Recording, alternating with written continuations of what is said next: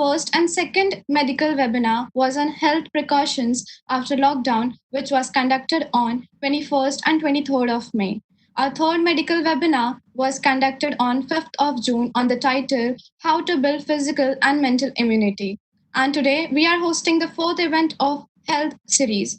This is a 3-day event under Kaash Foundation's Kaash Swashtya Manthan in collaboration with Kaivalyadhama, Mumbai, as per the guidelines of Ministry of Ayush, Government of India, to celebrate the International Day of Yoga. I now request our founder trustee Dr. Avkash Jadhav to give us introduction about Kaash Foundation. Sir, I would request you to unmute yourself.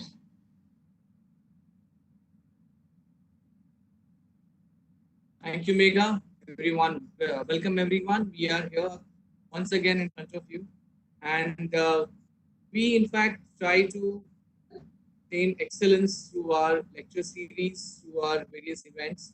And looking at the scenario today, our mental health equally requires that kind of attention, and of course, adequate attention for that matter. And of course, out of the concern, we are looking at this entire 3-day event, which will cater to different aspects of you and mental, emotional, psychological, and physical well-being.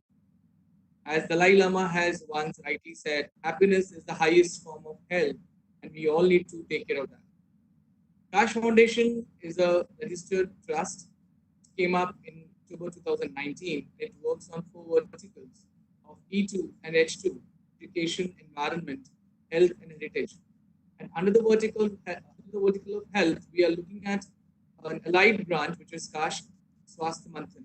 When we say Kaash Swasthya Manthan, Manthan, as you know, is nothing else but churning of ideas, churning where we try to attain nectar, churning where we try to attain what exactly is good for us, sustainability, something which helps us to grow, helps us to be more constructive and more progressive in nature. So Manthan, concept is where we try to get ideas from across sections, across the streams, across the field.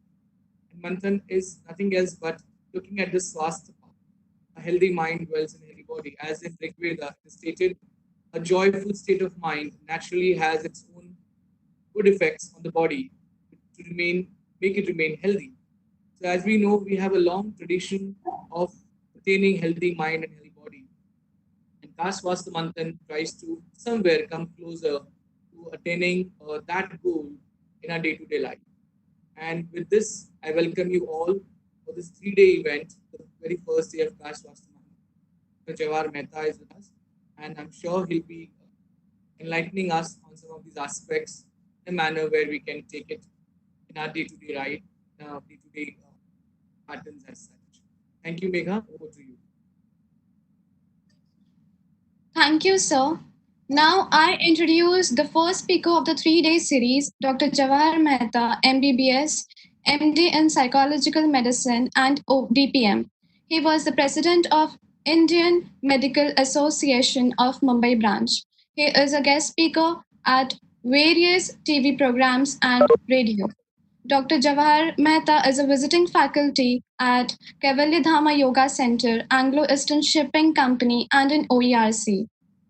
He was honorary psychiatrist at Convest Jain Clinic, Habib Hospital, Railway Hospital, Prince Ali Khan Hospital, Vardhaman Jain Clinic, and in Marine Training Institute. Sir, I would request you to unmute yourself and the floor is yours.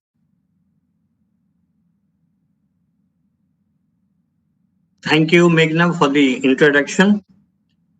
Today we'll talk on a comparative study between yoga, philosophy, psychology, and psychiatry. When studying the subject together, and with my experience of 45 years, there's one thing I was struck with. There's a triangle which works on us as a human being. We have philosophy or logic at the top, religion, yoga, states, country, one side, and science at the other, which includes medicine, biology, physics, whatever we have. One thing which struck me is all these three, at a given time in history, they try to control you. You can see how we as a man are being controlled by all three. And all three of them claim at one time or the other that they have perfect knowledge of how you should live from the time you are born till you die, even before you are born and after you die. Sometimes even that.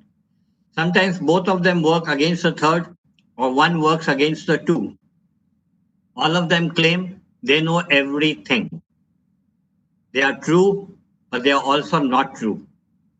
In the sense, they have the knowledge of the existing time. Knowledge changes, knowledge is infinity. When new knowledge comes up, they try to adapt, but they claim only one thing: we know everything. Philosophy works on contemplation, religion works on faith, and science works on so called proof. Do they know everything? Partly and partly not. What I call neti neti. Now let us see what happens to them today. Coming with the basic theory of creation, start with that. Mankind has always thought or wondered from where they come, where do they go, they live for some period, what happens to them? Do they come from nothing or do they come from something? So one of the best theories we have in our Hindu religion or philosophy is a Sankhya Darshan. What do they say? Creation, he says, according to it, is a combination of Purush with Prakriti. Prakriti is nature. When the two combine, you have what is called Mahat or Buddhi, intelligence. This leads to Ahankar, which popularly today known as ego, but Ahankar is pride. The pride is of three types: Sattvic, Rajasic, and Tamasic. These again divide into Manas. Sattvic divides into Manas, which again will give you Karmendra and Gyanendra. Tamasic will give you Panch Tanmatra and Panch Mahabhut. Leaving aside the technical terms, what they are, and Rajasvi, of course, is in between, we see how they are relevant or how they correlate with psychology as such. We keep this in mind. Creation, Purush with Prakriti, leading to Mahat, leading to Ahankar, coming down to Sattvic, Rajasvik, Tamasic, coming to Manas, Manas to Karmendra, Gyanendra, and Tamasic to Panch Tanmatra and Mahabhut. Now let us see what goes on. We compare this with psychology. In Sankhya Darshan, to start with, we have something called Karya Karanvad. What does it mean? It means a theory of cause and effect. Simple. There must be a cause leading to an effect. This is exactly what Pavlov has been saying in psychology. Theory of classical conditioning. Those of you who have read about Pavlov, we know the experiment of the dog with food. Pavlov puts the food in front of the dog, he starts salivating. The next step, Pavlov connects the food with the bell, with the sound of the bell. The dog starts salivating. The next step, he puts only the bell, but not the food. The dog still salivates. We have this experience even in adult life, leave alone the dog. Suppose a mother keeps food on the table, you salivate. Suppose the mother, before putting the food on the table, she says, "Come, dinner is ready," and the food is placed there. You know what it means, you again salivate. Next time when she says food is ready, before seeing the food, you start salivating. So we have Karya Karnavad, which is the classical conditioning. Sankhya also then talks about Sat Karyavad. What is Sat Karyavad? It means inherence of an effect in the cause prior to its manifestation. Simple word, what does it mean? We have a seed. From the seed, the tree grows. According to him, there must be some form of the tree existing in the seed. Otherwise, how can the tree come from? That means, to talk in Sankhya terms, that there has to be something from which we come into existence. What is that something? He will call the soul or Purush or whatever it is. So, Skinner, same thing, operant conditioning. So you see the thinking has been same, only terms have been different. We have Pavlov's classical conditioning, we have Skinner's operant conditioning. On this side, we have theory of cause and effect and Sat Karyavad, inherence of an effect in its cause prior to its manifestation, because the entire creation depends on taking it for granted that there has to be something existing before it came into existence or before we were born. What was that is different, and we should continue living after we die. The concept is same all over the world throughout history, that what happens to us after we die? Do we continue to exist? Do we vanish? Or did we come again? Or will we come again and again? The Egyptians called it Ka-Ba-Ki theory. We have the Celtic religion, the Vikings. They consider that after you die, and if you die in a battlefield, your soul will be carried by the Valkyries in the hall called Valhalla, where you will live forever. And depending on how you died, you will live with the gods, you will feast with the gods, you will fight every day, die, reborn, again go back to Valhalla. Which means the concept has been that we must continue to exist after we die. And what happens? Different countries or different theories have given different ideas. What is the concept of Paramatma in yoga? Three words. He is omnipotent, he is omniscience, he is omnipresence. Just explaining these three words could take a lifetime. One could spend his entire life explaining only these three words, that what do I mean by saying God is omnipotent, omniscience, and omnipresence, something which Lord Krishna describes in 18 chapters of Bhagavad Gita. And yet, if you take it for granted, then it is very simple. He's all powerful, he knows everything, he's present everywhere. And this Paramatma is the creator, preserver, and destroyer of universe. Lord Krishna says the same thing in Bhagavad Gita. I create, I preserve, I destroy. I am all in all. I am Paramatma. So what is the aim of the individual? Where do we come in the picture? According to it, that the goal of Purush, now I'll call it soul, it is the same thing. We call it Atma, we call it soul, we call it Purush. The final goal is to unite with Paramatma. Different ways, different theories coming in Hinduism, coming in Yoga. We have a Dvitiya theory of Shankaracharya, we have the Dvitiya theory, we have the Vishishta Dvitiya theory, we have Sankhya being explained in Bhagavad Gita from chapter 13 to 18. We have it in Patanjali Yoga Sutra, but all of them have one thing in common. What? The goal of Purush is to separate from Prakriti and finally unite with Paramatma. Now, what do we say? Look at this. This is more than 2,500 years ago.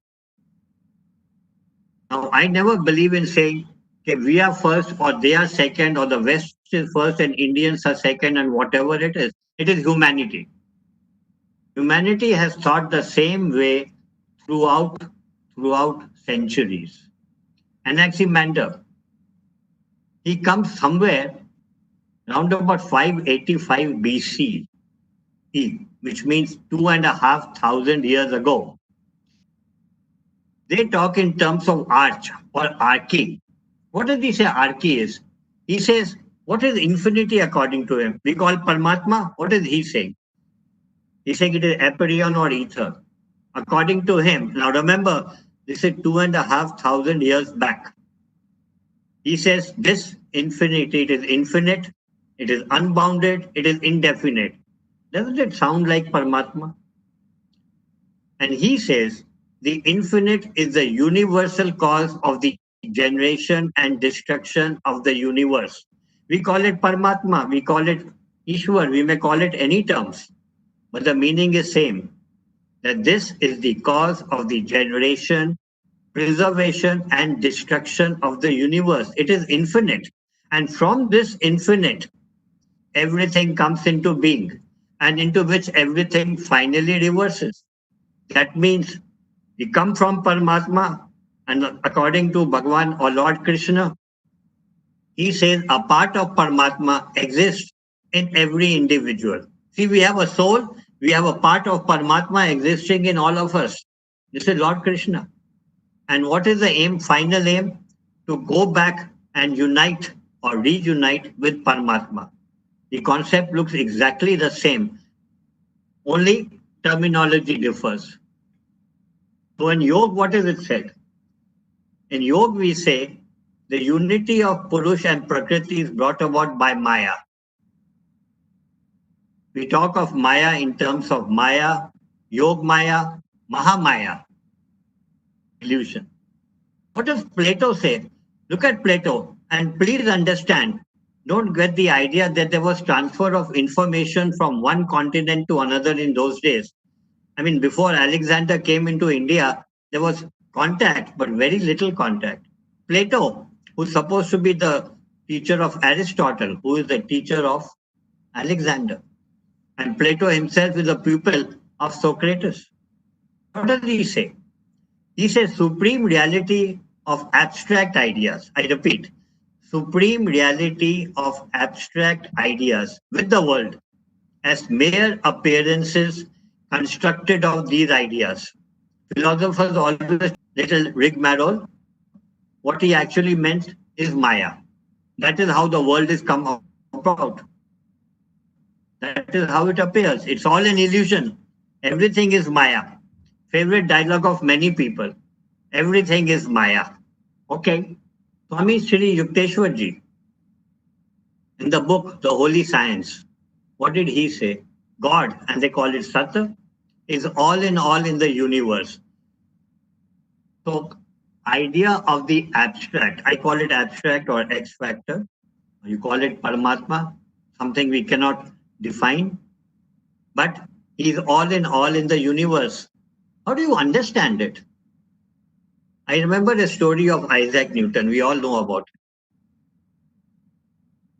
it. On the beach, trying problem. Where did the universe come from? What will happen to it? What next? What future? What did he see? He saw a small child. He had a bucket in hand. The bucket had a hole in it. And the child with a spoon was taking water from the ocean, putting it in the bucket, again taking it, again putting it. Newton observed him for some time. And then he asked the child, what exactly are you doing? I can't understand. You're putting water in the bucket and it's going out. And you again keep doing it. What did the child say, Awe-inspiring answer.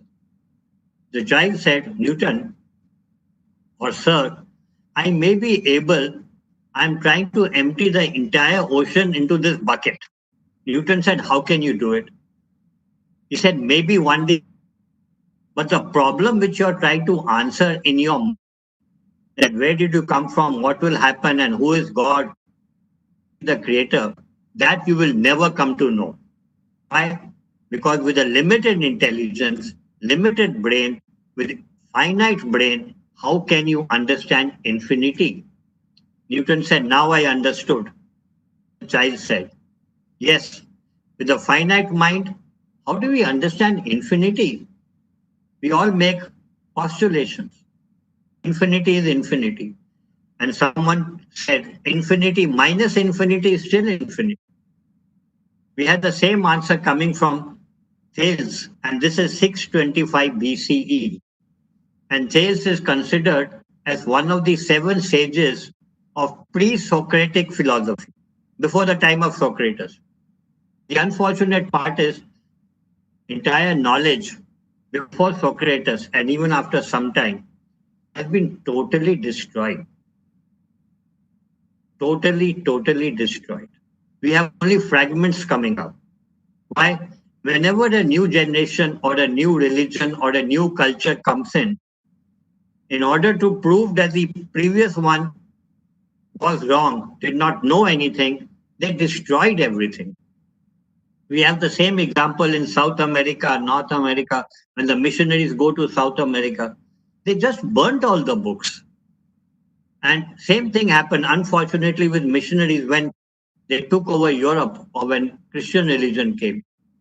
Classical history, classical knowledge of Socrates, their theories, they were all totally destroyed, 90%. So imagine if we had all that knowledge today, where would we be? So coming as fragments, what does the Thales say? He's one of the first sages of the 7 stages of philosophy of pre-Socratic period. He talks of water as a vital element in the universe. That means, according to him, water is what is the greatest thing. Now, why did he talk of water? Because according to his observation, he saw that water exists in 3 forms: liquid, solid, and gas. Therefore, it is everything. And therefore, he kept saying, know thyself. This concept, know thyself, will go for eternity. Coming to our Panch Mahabhut, which I was talking in Sankhya, it refers to air, water, earth, fire, and ether. 5 things. In psychology, Hippocrates developed this theory, and this is 440 BC, and he perfected by Galen. And Galen is famous not only for humoral theory, but also for his theory of anatomy. Today, we would not be reading anatomy, Gray's Anatomy, if Galen was not there. See how he's describing the 5 humors. And not only that, he says, look, we have got fire, air, water, earth covering it. Fire would be yellow bile, which is choleric in nature. He describes a personality at the same time. Blood being sanguine, water being phlegmatic, and bile, black bile being spleen. Same concepts coming up. What is personality in yoga? Combination of Trigun, Chitta Bhumi, and Panch Mahakosh. Now, when you observe all these 3 with the modern psychology, what will we see? Look at it. Trigun theory, same as trait theory of Alport, Cattell, and Eysenck. Only thing is, we don't trait theory, we don't say it is Sattvic, Rajasvi, Tamasic. We say individual is combination of all 3. And that is exactly what we are, combination of Sattvic, which are the good traits, the Tamasic, which are the bad, and Rajasvi in middle. Freud said the same thing. He said all the problems which we have, unconscious conflicts and defense mechanism, they are used by the ego. He's describing personality in one way.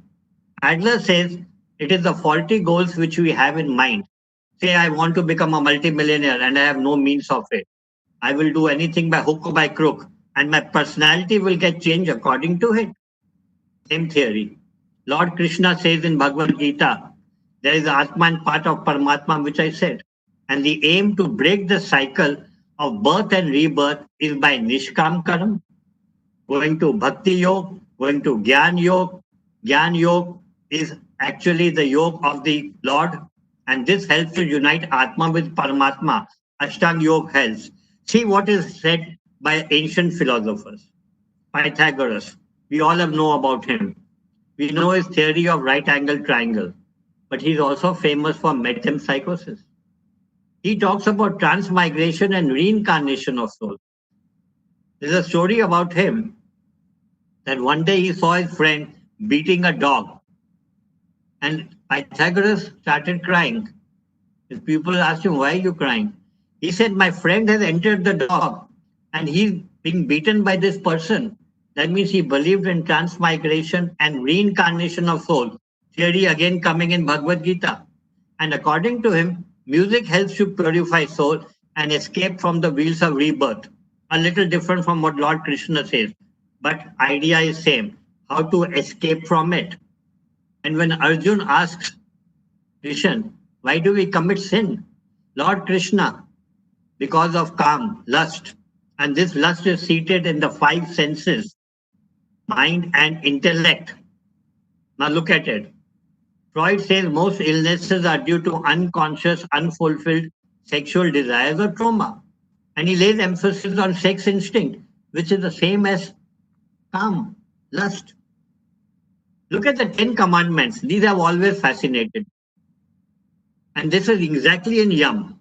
The first commandment, I am the Lord thy God. See, Patanjali talks of Yam and Niyam. See the similarity. I am the Lord thy God.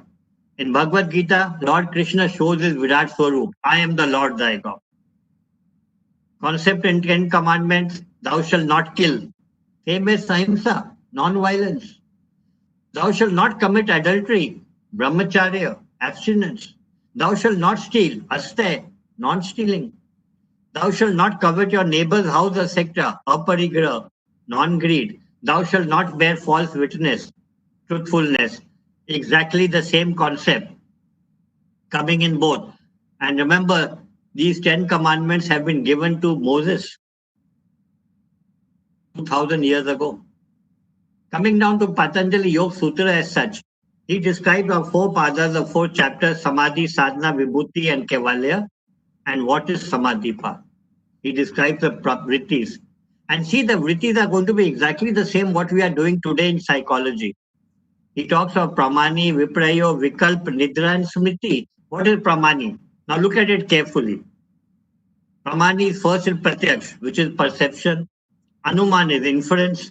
Shabd is words of the scholars in psychology. Upaman is knowledge imparted by comparison. Anupalabdhi is non-recognition. Arthapati is postulation. IT is history. Take an example of coronavirus which you are talking.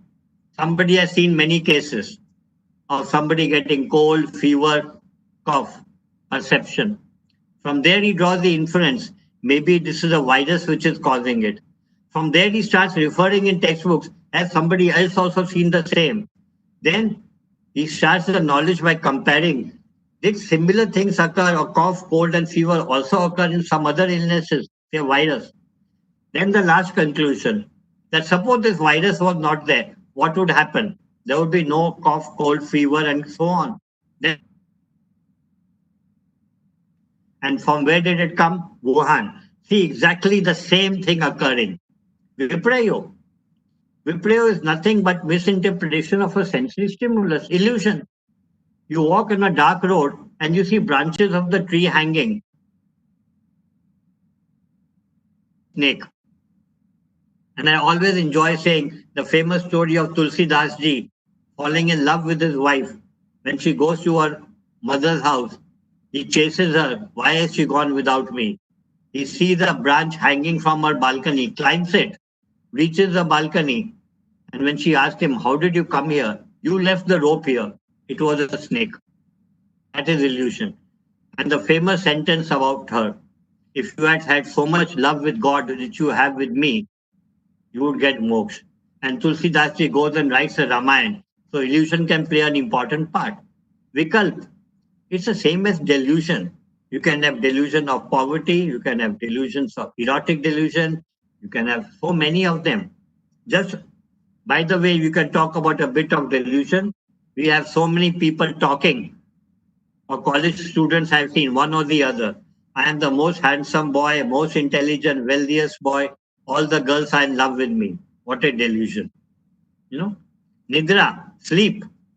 Patanjali talks in two stages, Swapna and Sushupti. Psychology, we talk.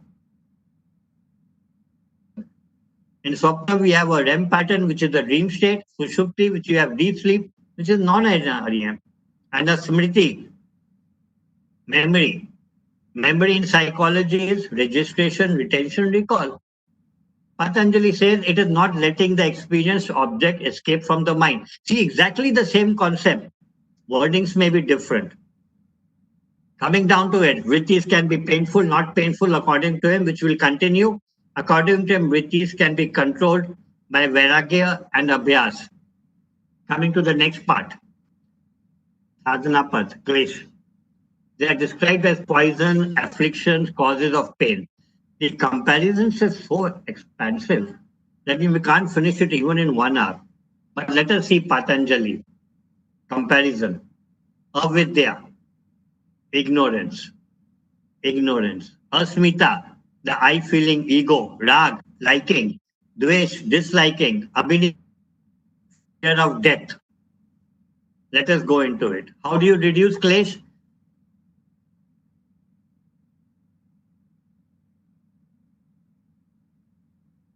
And properties of Purush and Prakriti describes later on. But basically, klesh can be reduced by what we call Kriya Yoga.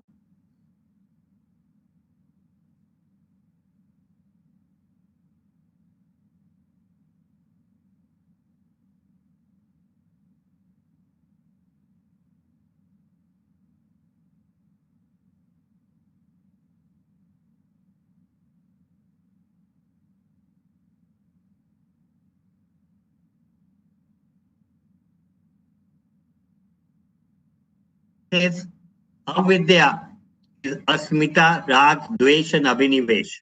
Okay, what do we say? Ignorance in modern psychology. Patanjali continues to talk that avidya is dormant, thin, scattered, expanded. See, although he expands it, see what we are going to talk later on. He says avidya is to mistake the non-eternal for eternal, impure for pure, evil for good, anatma for atma.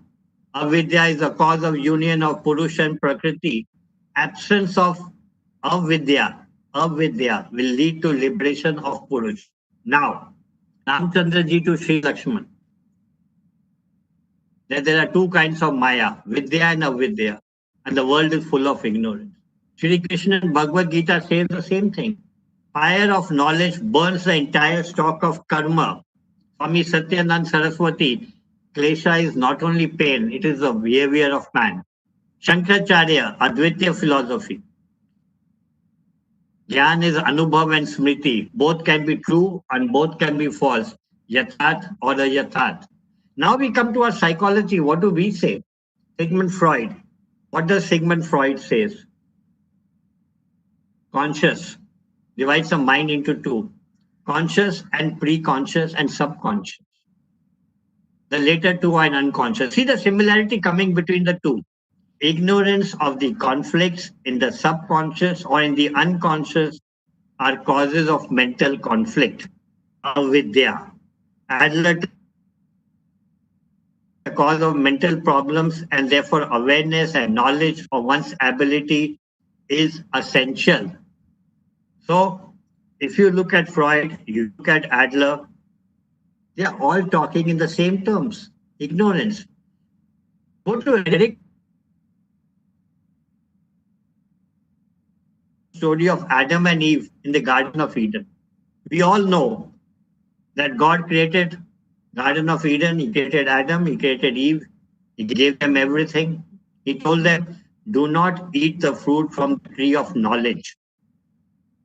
But the snake or Satan tempted Eve, and Eve in turn tempted Adam, who ate the apple. The moment they ate the apple from the tree of knowledge, they became aware of themselves as being separate from nature, while still being part of it. What does Fromm says? This he says that moment they became aware, the moment they became aware from the tree of knowledge, they started developing or evolved into human beings. Had they not taken the apple from the tree of knowledge, we would still be living as animals, walking around naked and living in bliss. I wonder if ignorance is bliss. But Fromm insists mankind evolved into human beings conscious of themselves, conscious of their mortality.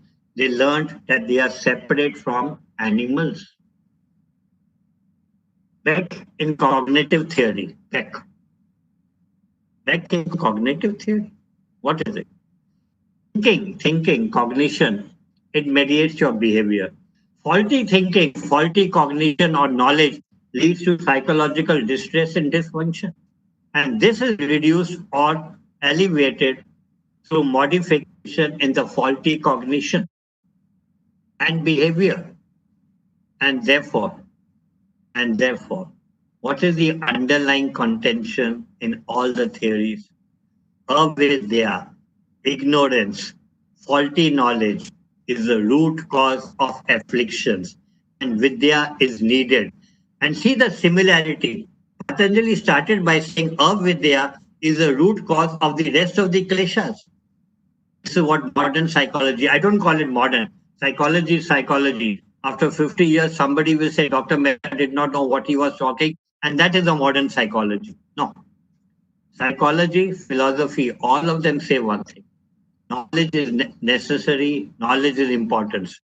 And therefore the sentence is bliss is not actually true. It can be a curse. You don't have to be ignorant. Asmita is the identity, as it were, of the Purush with the Buddhi, intelligence, the first life. It is the inner consciousness, Purush, which asserts itself through the medium of the body, Buddhi, and the senses. Lord Krishna says the Purush, the consciousness, is involved with body, senses, buddhi, and asa, senses. Body, mind, and senses. And if you want to get free from them, you have to understand that I am involved with Prakriti because of these three, and I have to separate from it. Self realization. How do you go away from Asmita? By Dhyan and Gyan Yoga. That is by Patanjali. It is by Dhyan and by Gyan Yoga. Now look what we taught, what psychology taught. Okay, one more story. Indra and Virochan.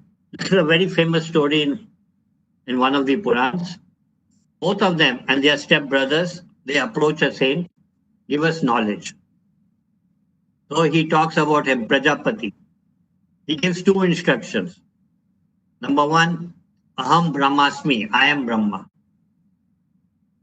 Tatta Twamasi, that thou art. Now Virochan mistakes Aham for body and he says, I've understood everything and walks out. Indra continues meditation. He says, no. He realizes his own self. And what happens? When the two fight, Virochan loses the battle because Indra has realized his true self. Another story by Yudhishthir, and this is when he answers Yaksha Prashna. There are 33 of them. And this Yaksha Prashna, they come at the end of the Banvas or Vanvas of the Pandavas. And these 33 questions, maybe they form the nucleus of what Bhagavad Gita is going to say later on. Because if you read these 33 properly or contemplate on it, it looks exactly the same as Bhagavad Gita. So what does Yudhishthira answer in one of the questions? And the story, of course, goes is that the 5 Pandavas, they are traveling in the forest, they are very thirsty. So Yudhishthira asks the youngest brother, Sadev, go and get water. Sadev finds a pool and he wants to drink. But Yaksha tells him, don't drink water, first answer my question. He ignores him, drinks the water, dies. Same thing happens to the second brother, third, fourth. Finally, Yudhishthira lands up there. And Yaksha tells him the same thing, first answer my question. So there are 33 answers with questions which he asks and which he answers. One of them is, Yudhishthira says, pride, ego. If renounced, makes one lovable, and renouncing desire makes one wealthy. That is my Asmita. Psychology, Descartes. Cogito ergo sum, I am. I think, therefore I am. And Freud describing the mind as superego, ego and id. What does he lay emphasis? He lays emphasis on the role of ego.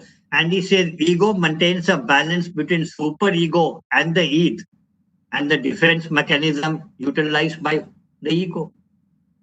Jung talks of persona or wearing a mask. So all of us have ego, which should be controlled. Third important part. And rag and dvesh go together.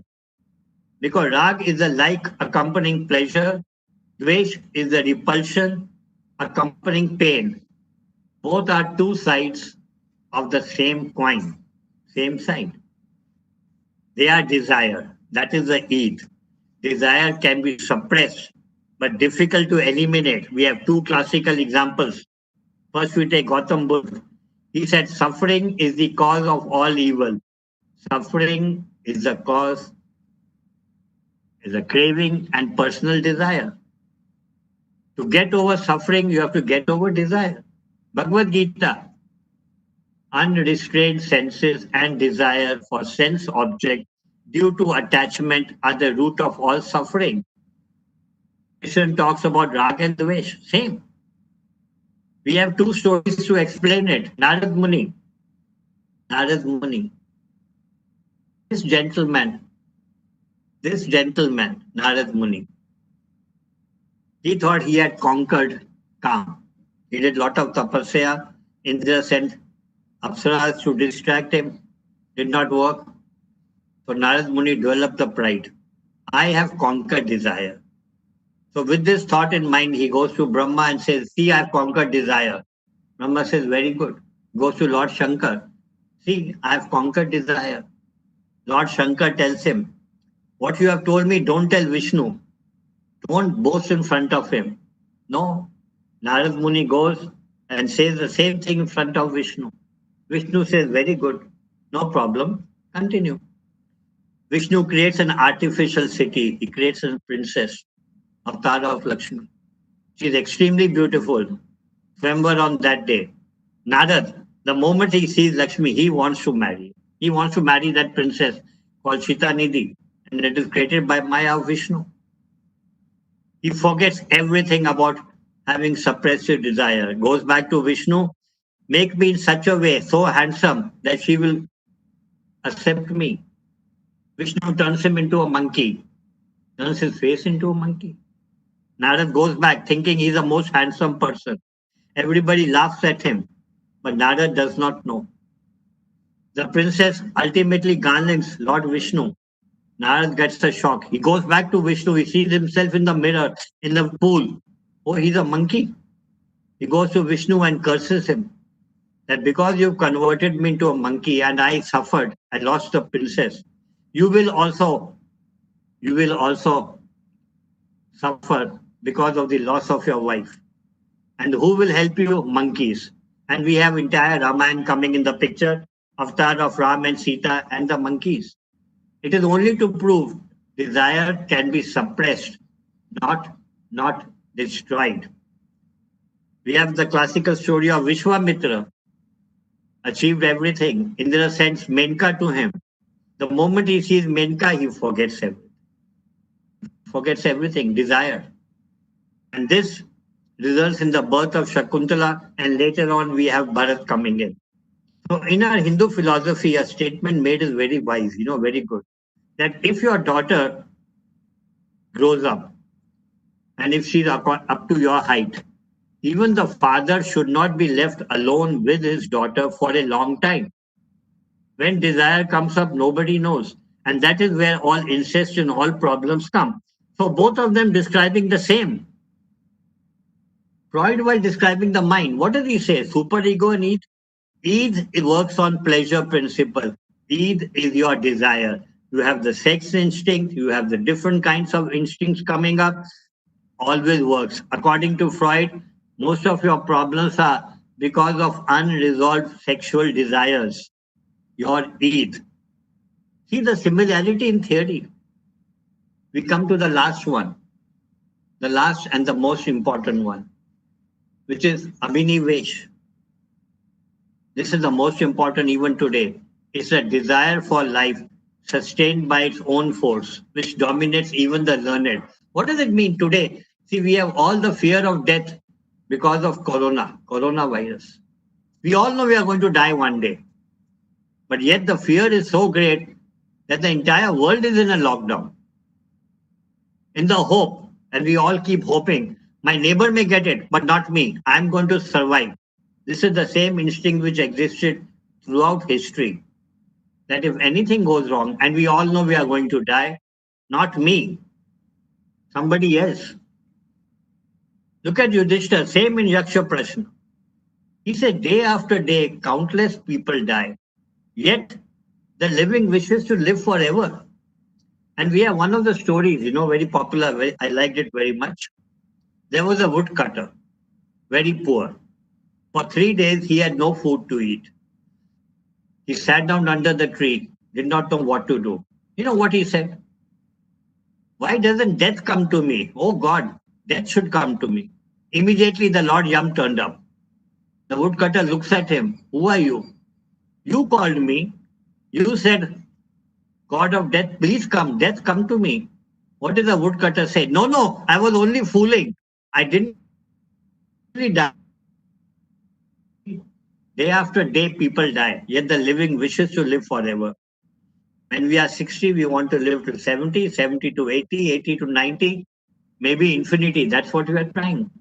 And Lord Krishna and Bhagavad Gita, the soul does not die. It is the body which dies, and therefore you cannot kill anyone.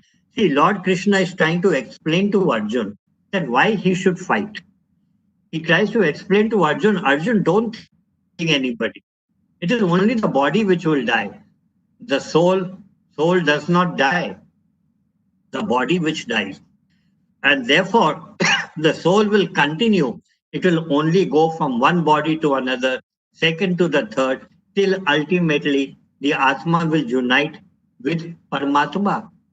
Freud, look at our psychology. He talks of two fundamental drives, Eros and Thanatos, god of death.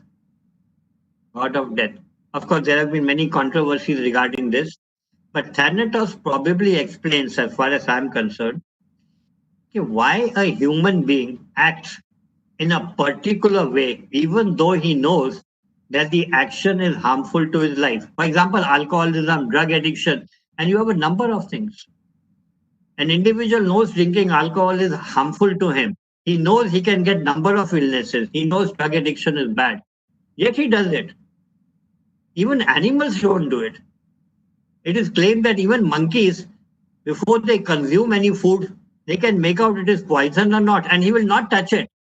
But human being knows that his particular action is harmful to him, that war destroys, that nuclear bomb will destroy, yet we will continue to manufacture it. Probably we do have Thanatos, an instinct of death inside us, at the same time as having the god of love inside us. Fear of death, and yet we cling to it. So look at it, the comparison can go on and on. When we compare psychology, religion, and philosophy, there are so many similarities. There are so many similarities, we could go on and on. But I concluded here. And if you want to know more about our online activities, we have a consultation in Kaivalya. It is at Chopati. We are doing a number of activities in it. We are having online yoga classes. We are having instructors course. I'm giving you the online www.kaivalyadhama.com Mumbai. You're always welcome to ask questions. We will answer them to you. If we cannot answer today, for the time being shortage, we'll answer them to you. We'll send it to you. Please write to us on email or any questions which you have. Thank you for listening to me. Back to you. Thank you so much, sir, for a wonderful presentation. Now we will have a small question and answer round moderated by Dr. Afkaz Jadhav. Sir, the floor is yours. Jadhavji. Thank you, Dr. Mehta. In fact, I was quite fascinated with the way you tried to compile the philosophy.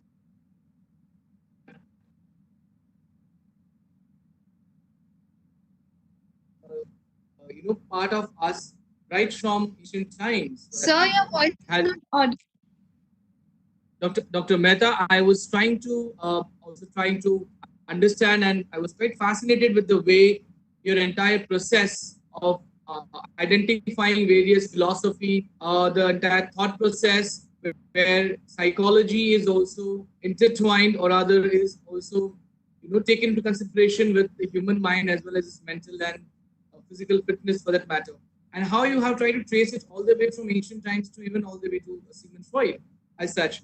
I do remember this beautiful line once I read, "My silence is just another word for my pain."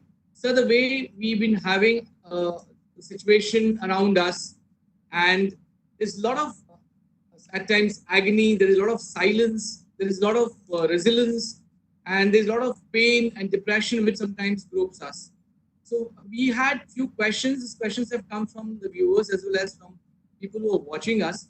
And as you know, depression is never about outside, for that matter. It is more about inside as such. So when you have such episodes of depressions where depression is more killing you inside, ounce by ounce, flesh by flesh, cell by cell, for that matter, how does one come out of it? How does one cope up with this? When you look at all these philosophical jargons, for that matter, so in practical day-to-day life, how is that one will cope up with this entire aspect? Now, there are two ways of handling depression. One, I would say, as a doctor or as a psychiatrist, medical. We have so-called antidepressants being given. Antidepressants by themselves also have some side effects. They have a number of side effects, antidepressants, but they are necessary at some time or the other. In yoga, we have a different method. If you can have peace of mind, and you have Ashtanga Yoga to explain it, if you have peace of mind when you practice yoga every day, and you learn to be calm, and you come to one realization that all these miseries are nothing in comparison. See, today, even though we have coronavirus outside, and many people get depressed because loss of job, they have to stay at home, they do not know what to do. The living must be grateful for one thing. We are better than all those suffering from corona and dying. What if it had happened to us? We must look forward to it and come out of a depression. One is with the help of yoga, I may say it. Second, if you say with the help of medicines or antidepressants given by doctors. The problem with many antidepressants are they have number of side effects, but they may become useful sometime or the other. The worst part of depression would be suicidal thoughts. And because that is what is worrying, since we had a recent case of a film star and number of people attempting suicide. And this we get in teenagers during exam time. You get someone not getting 98% and committing suicide. You have to understand one thing. Life is beautiful. When I went to Hong Kong, one of the teachers, he was explaining to me, sir, the difference between Buddhism and Taoism, the religion they have. He said, Buddhism, we are born with misery. In Taoism, we are born with happiness. We make our lives miserable. That is the difference. Both misery is there. Both the ways to get out is there. But we are born with so much happiness around us. Please look around us. There have to be so many conditions why you must live and very few why you must die. And the statement, what will happen to me after you die? It won't be the end of your misery. How do you know? And therefore, handling depression, like I told you, if you come to our center in Kaivalyadhama, we have the yoga center there. We teach you all the different kind of yogas, exercises, plus we do counseling there. And the second, of course, is going to your doctor and taking antidepressants. But you need help. And many times I say, the best help is your family. Get together, sit down together. If your family only says one word, don't worry. Don't worry whether you lost your job. We are all together. We'll sort it out. That removes 90% of depression. That is exactly what counseling does. And yet we want to listen to outsiders. That is a way of handling depression. Next question.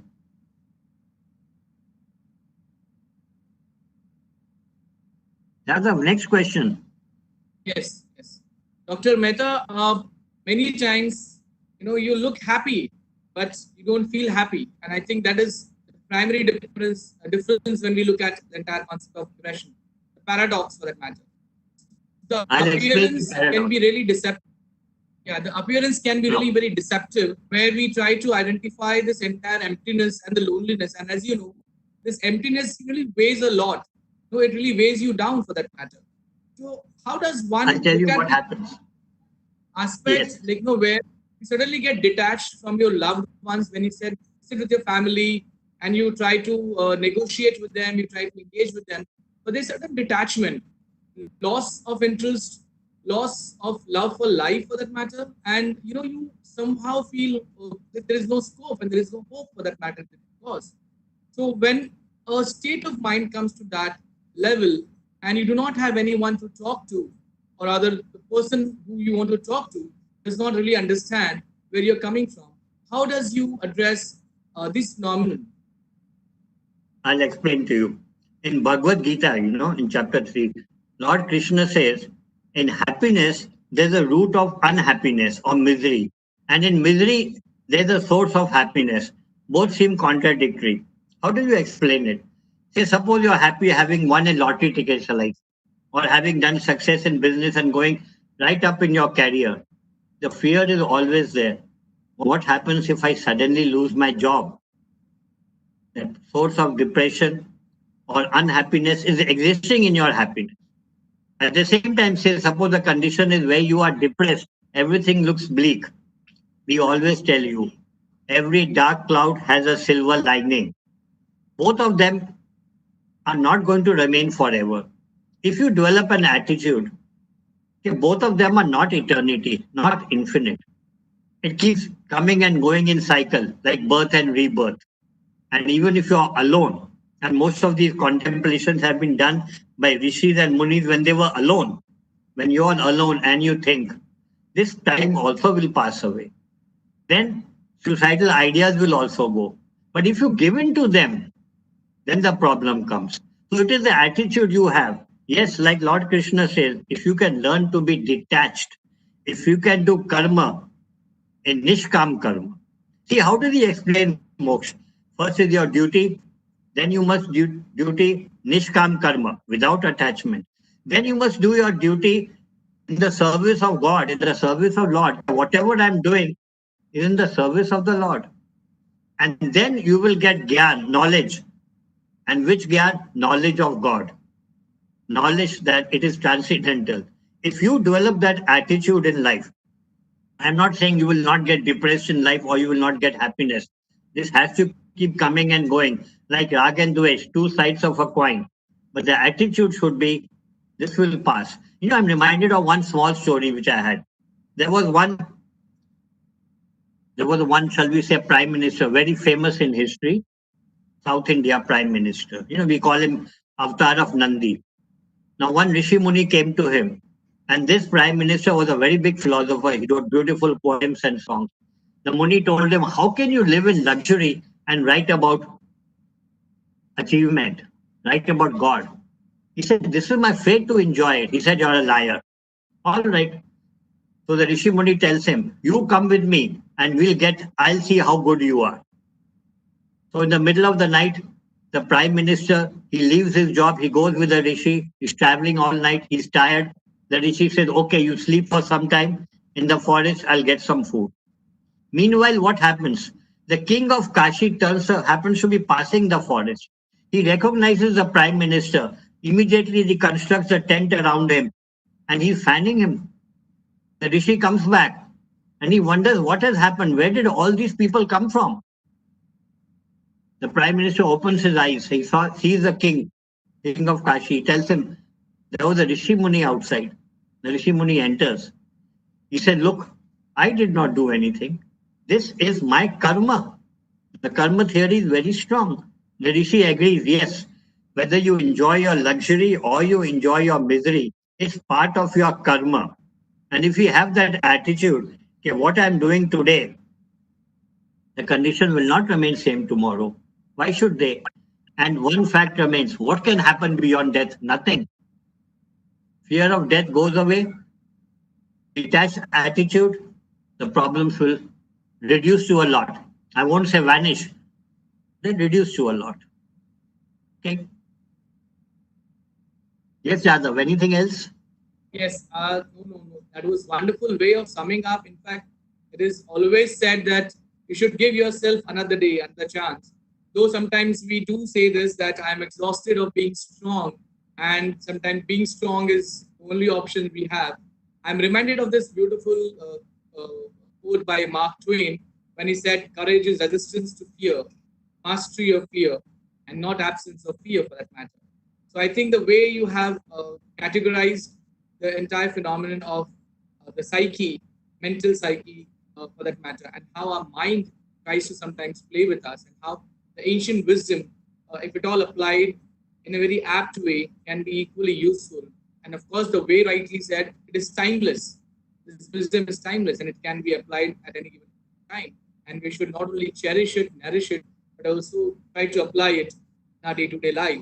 I would like to end with a small reference from Robert Frost when he said, in 3 words, I can sum up everything I have learned about life. And that is, it goes on. Thank you, Dr. Mehta. Thank you for your wonderful talk. And I'm sure the viewers will definitely take a lot of insights from it. And we will somewhere try to reach out to them in a manner where they would understand that how this wisdom needs to be preserved and maintained in our day-to-day course of life. Thank you. Thank you very much. Over to Megha. Thank you. Now, I would like to invite a joint director of Kaash Swashtya Manthan, Dr. Renuka Vyas, for giving concluding remarks.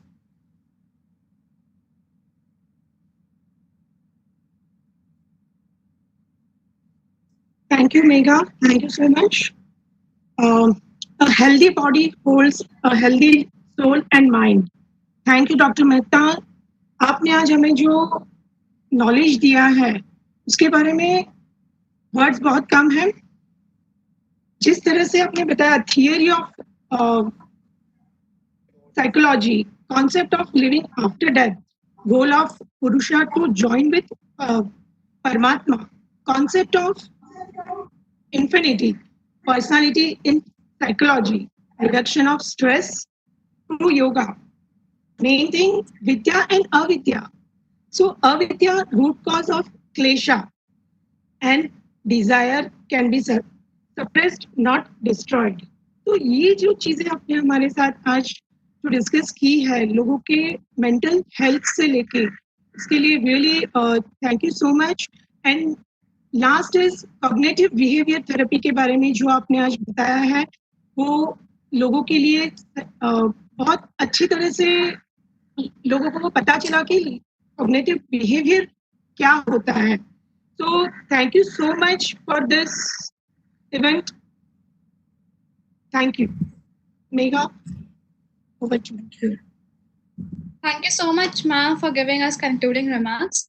Now we would like to extend our gratitude towards Dr. Jawaharlal Mehta for inaugurating the 3-day event of Kaash Swashtya Manthan and Kaivalyadhama, Mumbai.